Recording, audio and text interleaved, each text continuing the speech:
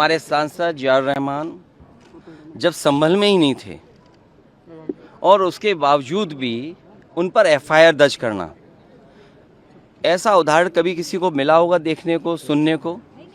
एक police officer ये कह रहा हो कि नेता बनना छोड़ दो, नेताओं का सहारा लेना छोड़ दो, किसके लिए भाषा थी वो?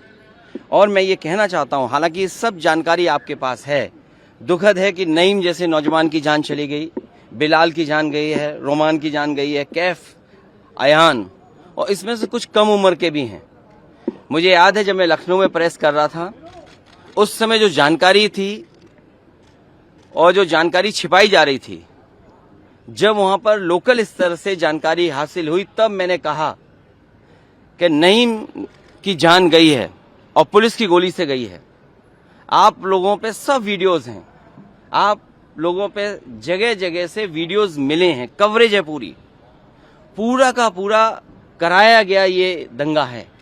और किसने कराया? सरकार ने कराया, क्योंकि सरकार जो बेईमानी कर रही थी, सरकार जिसने वोट लूटा, सरकार ने जिसने मशीन पर ईवीएम की बटन बार बार पुलिस से दबाई, प्राइवेट ड्रेस में पुलिस लगाई, उस चुनाव में इनकी धांधली, इनकी चोरी न पकड़ी है, इसलिए जानबूझ करके संभल में घटना कराई है। और मैं पढ़ना चाहता हूं, संभल की शाही जामा मस्जिद के खिलाफ 19/11/2024 को सिविल जज चंदौसी संभल में एक याचिका डाली गई।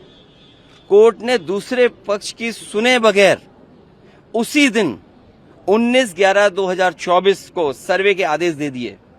ताज्जुब तो इस बात का है कि ऑर्डर मिलने के बाद ही संभल के जिलाधिकारी, संभल के पुलिस अधीक्षक आदेश को पढ़े बगैर 2 घंटे बाद ही सर्वे के लिए पुलिस बल के साथ शाही जामा मस्जिद पहुंच गए। जामा मस्जिद की कमेटी, जनप्रतिनिधि, उलेमा इकराम, सभी अधिवक्ताओं ने सहयोग दिया।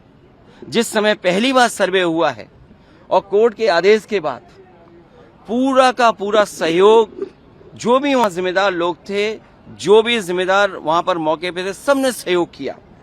जिलाधिकारी संभल और पुलिस अधीक्षक संभल ने 2.5 घंटे सर्वे के बाद कहा अब सर्वे पूरा हो चुका है और अब रिपोर्ट कोर्ट को भेज दी जाएगी। दिनांक 22/11/2024 फ्राइडे को जुम्मे की नमाज के लिए लोग नमाज अदा करने के लिए जामा मस्जिद पहुंचे, लेकिन पुलिस प्रशासन ने बैरिकेडिंग लगा दी ताकि लोग नमाज न पढ़ सकें। उसके बाद भी लोगों ने संयम बरता, नमाज अदा की और किसी प्रकार का विरोध प्रदर्शन नहीं हुआ, किसी तरह की विरोध नहीं हुआ। 29 तारीख को कोर्ट की अगली तारीख तय थी। शाही जामा मस्जिद की कमेटी और मुस्लिम समाज के सभी लोग कोर्ट के केस की पैरवी के लिए तैयारी कर रहे थे, परंतु दिनांक 23 तारीख को रात पुलिस प्रशासन द्वारा कहा गया कि 24 तारीख को यानी अगले दिन सुबह को दोबारा सर्वे किया जाएगा।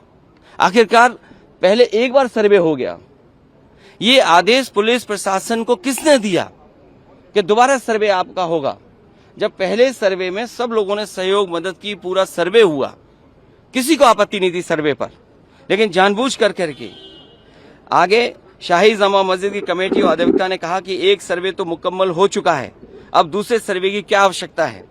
कोर्ट के आदेश का हमने पालन कर दिया, अगर दूसरा सर्वे करना है तो दोबारा आदेश करवाएं, कोर्ट के आदेश के बाद हम दोबारा सर्वे करा देंगे। लेकिन जिलाधिकारी संभल और पुलिस अधीक्षक संभल ने कोई सुनवाई नहीं की और तानाशाही दिखाते हुए और सुबह के वक्त से पहले शाही जामा मस्जिद आ गए। शाही जामा मस्जिद कमेटी और मुस्लिम समाज के लोगों ने फिर भी धैर्य रखा और दोबारा सर्वे के लिए अंदर ले गए।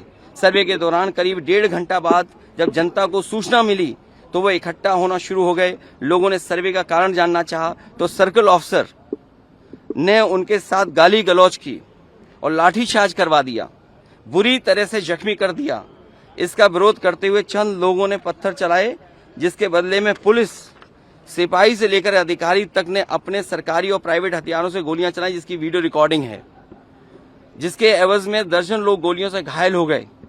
5 मासूमों जो कि अपने घर से सामान लेने के लिए निकले थे, उनकी मृत्यु हो गई। संभल का माहौल बिगाड़ने में याचिका दायर करने वाले लोगों के साथ पुलिस और प्रशासन के लोग जिम्मेदार हैं।